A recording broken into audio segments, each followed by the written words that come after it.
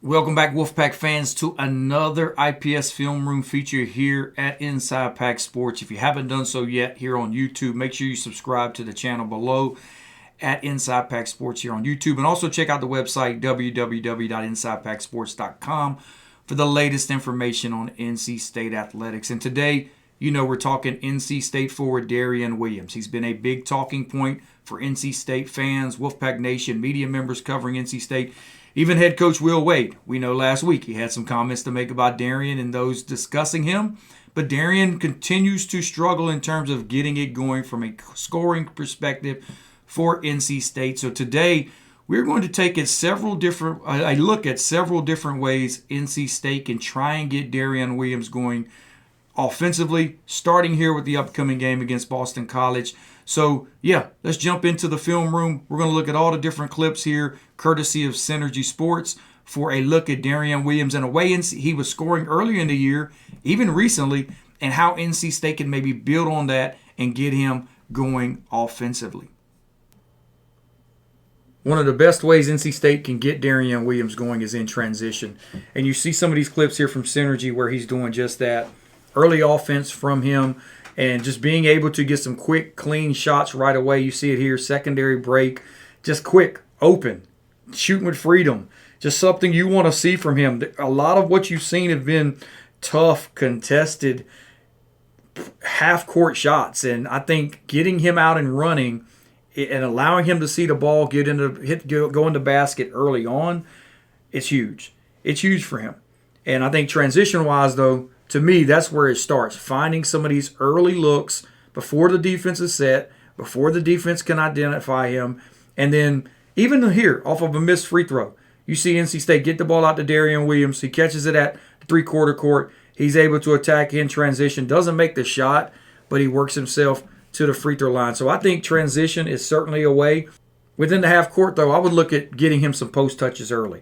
And you see here, this is one of the first possessions against Kansas. No time, has barely left the game. 1 minute off the clock. And you see State working him against Darian Peterson in the post. He gets to his spot. Nice little turnaround jump shot. And he's able to knock that down. Again, easy offense, touches, usage. That's what we've been stressing. And I think that's what you're going to see NC State stress as they move into this game against Boston College. Here's another one against Liberty. You see the same deal. The game just started. Transition opportunity. State pushes it. Nothing is there. They reset it. And you see them work the ball to Williams for a post-up against a smaller offensive player. Paul McNeil gets it to him here. Liberty switches back. Doesn't really matter. Nice drop step to his right hand. Easy offense.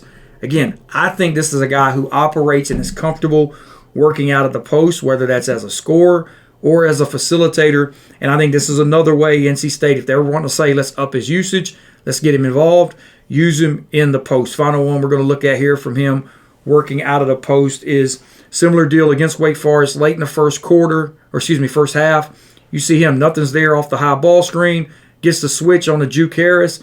This reminds us a little bit of DJ Burns, right? The way he's able to back his defender down all the way from the three-point line to get to his spot and shoot that nice little soft turnaround jump shot that he's comfortable taking.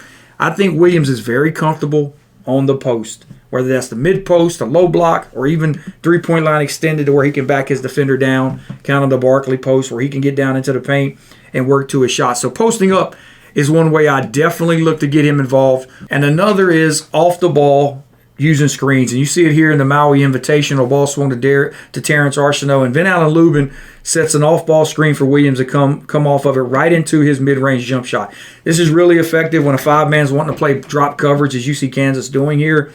And a good screen from Lubin is going to free up Williams to where he can just step into that jumper, knock it down cleanly. Teams are going to pressure up on him. There is no help on Darrion Williams. And so you've got to get, again, it's not just the coaches. Your teammates have to set good screens. You let him use screens to get open, as you see in this play here against Boise State in the Maui Invitational. Next one, similar deal, off-ball screens. This one's against Virginia, NC State's most recent game. And I think using screens is a way to help relieve pressure for him and also just your half-court offense in general. I mean, he's able to come off a similar deal, playing drop coverage from Grunlow, the center for Virginia. And you're another just really good screen from Van Allen Lubin. Defender can't get over the top. Williams is able to get to his mid-range, his pull-up. And even if he doesn't get to that mid-range, you've got a 2-on-1 now with Van Allen Lubin rolling. So I really like screening for him. Here's the final one. Same deal against Virginia. Another off-ball screen you're going to see from Lubin. This time the ball's been swung around the perimeter. Nothing's there. Gets it back on a handoff. Back to Copeland. Once ball screen. But he doesn't roll. This is a clear action for Darrion Williams. And this is what I mean by coaches. Call actions for your players. Typically, Van Allen Lubin's rolling there. Instead, he goes and sets another screen for Williams to pop. Knocks down the three-point shot. So off-ball screens, definitely a way I think you can get Darrion Williams more involved if you're NC State. How about on the ball? Well, I think on the ball, the way you would look at it would be as a pick-and-roll ball handler. This is something he's very comfortable doing.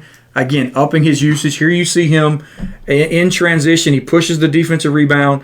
This is just simple 4-man, 5-man screen. 5-man's not showing much because he's not used to it with the 4-man being the ball handler. And because of that, Williams is able to just walk really into this three-point jump shot against UNC Greensboro. Here's another one you have where Darrion Williams gets the ball off a dribble handoff. Now, I like this because what you get is a guard screen. And a lot of times, guards don't want to switch on bigs. And they don't feel like they have to because a lot of teams are comfortable with their big going under a screen, not expecting a 4-man to shoot the ball. And so Williams, again, as a ball handler, how can you get him shots? Put the defense into a situation where they have to make decisions. And here you have his defender going underneath the screen. You can't do that against Darrion Williams. He knocks down the three-pointer off the dribble. Really like that action. Really like using him as a pick-and-roll ball handler, pick and pop ball handler, whatever you want to call it. Here's another one for NC State against VCU. One of the best games he actually had this year, dribble handoff. You get the same deal. You get a ball screen from Paul McNeil. This time VCU switches it. They don't go under it. They switch it. And what do you have now, though? You have a guard trying to keep 6'6", 240-pound Darrion Williams out the paint. Tough matchup. He's able to spin, get downhill, get to the paint. Nice finish at the rim against a smaller player. Keep him. You notice with all of these, he's just involved. He's into play. In this one here, Matt Abel's standing in the corner. You all see him at the top of the screen in the corner. Well, in a lot of these actions for NC State, Darrion Williams has been up there. No, put him on the ball and give him an opportunity to make some plays as you're seeing right here. If you want to switch it, I'm going to back your smaller guard down into the paint and look to score against him. Another one here as a ball handler, pick and roll guy. This one is against Boise State back out in Maui. Same deal, Van Allen Lubin gives it to him. Now, what I like about this, he's comfortable reading screens and using screens. And in this case, he rejects the screen. Nice rip downhill to his left hand. He knocks the little floater with his right hand.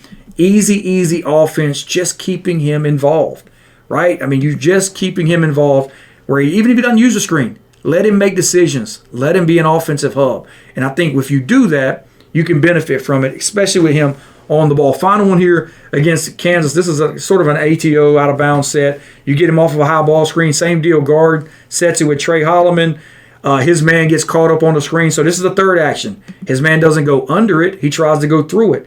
And just that little bit of a collision allows him to get the three-point shot off in the game against Kansas. So using him on the ball as an offensive hub with pick and roll, pick and pop situations, I think that's ideal with Darrion Williams. And finally, the other way I think NC State can use him, and I'd like to see them try to use him a little more, it's as a pick and roll man. So whether that's rolling, popping, there's different actions you can do with it. Instead of being the on-ball creator, he's now the screener. And you're putting his man in decision mode. Am I going to show on Quadir Copeland? Am I going to switch? Or am I going to stay with Darrion Williams? You've got NC State's two best offensive players right now involved on the ball. Kansas gets downhill, 2 on Copeland. That leaves Darrion Williams wide open for the three-pointer. Like I said, use him more as a pick and pop, pick and roll option. Force the defense to have to defend him. Don't let him just stand in the corner and be easily defended. And you see it here on this play. Late in the game, this was the game-tying 3 from NC State. You get 2 on the ball. Williams is wide open, knocks it down. Easy offense. For me, this is my favorite way to try and use him because you've got different things you can do. Similar one here, you get a down screen from Paul McNeil. He gets the ball at the free throw line. It gets tipped out. Now he sets a screen for Trey Holloman. Same deal. He pops. They switch it. He attacks the small man. This time off the dribble. gets to his right hand, gets fouled. Similar deal we saw earlier with him on the ball. What you want to do, whether it's on the ball or off the ball, if you can get a smaller defender on Williams where he can use his size and strength to get into the paint, get to the free throw line, or knock down the shot, that's how you try and get him going. Get to the free throw line. He also hasn't shot a lot of free throws. That's an easy way to score points. Here you see him attacking the switch, gets downhill, gets to the paint, gets to the free throw line. So I love using him as a screener. Finally, here's the next one we're going to use. Actually, we've got two more here. Here's another one we're going to look at. This is against UNCG. You've got sort of a high horn set. You've got him here, again, popping. 2 on the ball. Nice little throwback from Quadir Copeland. I don't know what you want to do to defend this, because if you switch it, you've now got a small on him. If you don't switch it, you got 2 on the ball. You've got the throwback on the pop where he's got the 3. He also has Paul McNeil spacing in the corner. If McNeil's man comes out and jumps that, you can make the extra swing to McNeil, which is open too. So as you can see, there are multiple ways NC State can work as a staff and as a team to get Darrion Williams more involved.